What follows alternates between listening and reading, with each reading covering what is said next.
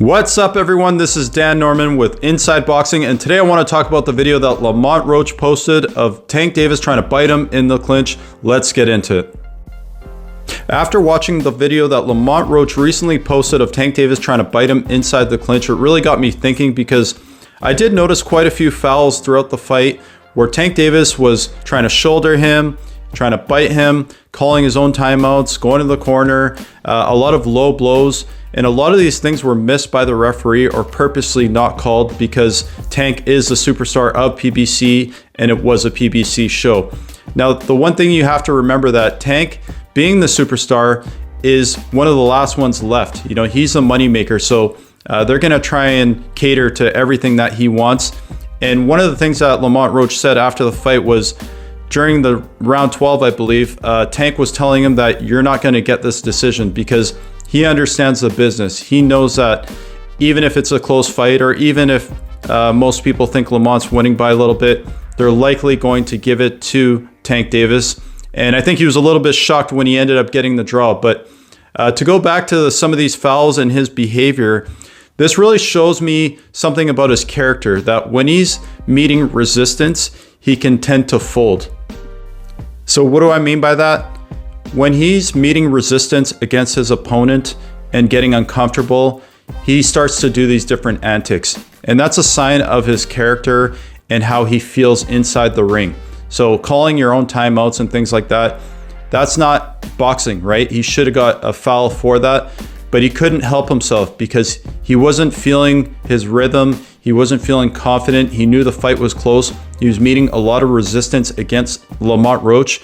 And I think Lamont knows him from sparring. He knows him from his amateur days. He knows that Tank Davis is somewhat of a front runner mentally. If you put his feet to the fire, eventually, mentally, he'll start to crumble a little bit. And how does he show that? That's through the different antics displayed throughout the fight. Now, I think that Tank Davis is a really good fighter. You know, he's shown that he can box against Isaac Pitbull Cruz. He can switch up the game plan. He's very explosive, very powerful. But the one thing that Lamont had going into this fight was history with Tank Davis. You know, I think he knows how he is, how he thinks, how he behaves inside the ring because they've sparred in the past, they fought in the amateurs. So I think that's one of the big reasons why he came into this fight so confident, because he knew that he could get to Tank if he showed that he wasn't intimidated and he could match him skill for skill, fight in the pocket, you know, counter punch, have an answer to a lot of the things that Tank Davis does. As the fight progressed, you could see that Tank was getting frustrated by all the different antics and Lamont was starting to get to him. Lamont was talking shit to him inside the ring.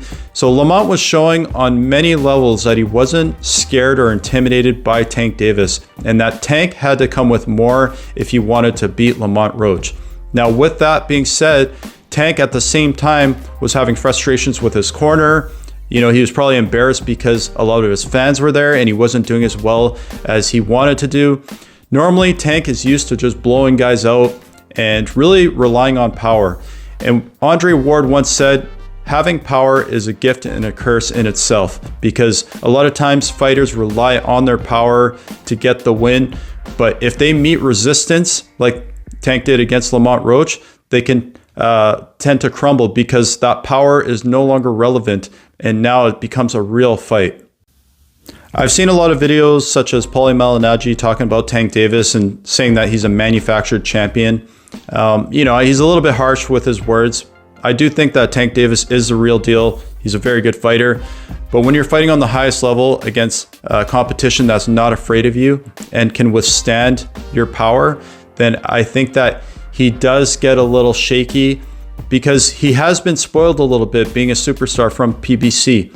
You know, they've matched him really well where he's an A side. He either has a weight advantage and, you know, just like he did against Lamont Roach, right? Lamont came up in weight to fight him. But this time, Lamont was a fighter that knew him and he knew that the weight wasn't going to really play a factor. And going into this fight, Lamont did a lot better than what Tank probably thought and many fans thought. So what does the future look like for Tank? So I think they're going to have a rematch with Lamont Roach, and Lamont is going to come in with a lot more confidence. He's going to be used to the weight class a little bit more. So he's going to have a lot of firepower and confidence going into this next fight. And one thing that Lamont and a lot of other people saw was that Tank can be mentally broken. So that's something that you got to keep an eye out for in this next fight. So don't be surprised if something crazy happens and Tank Davis gets disqualified, because I think if things don't go his way, he's going to try and find a way out, just like Roberto Duran did in his fight against Sugar Ray Leonard. So to wrap things up, the biggest thing that I saw from this fight with Lamont Roach is that Tank might be very strong physically, but I don't think he's very strong mentally. And in this rematch, it's going to be very interesting to see how he handles the resistance that's going to come his way, and if he's going to break down or not. Thank you for watching this video. Don't forget to follow, like, and share, and we'll see you next time.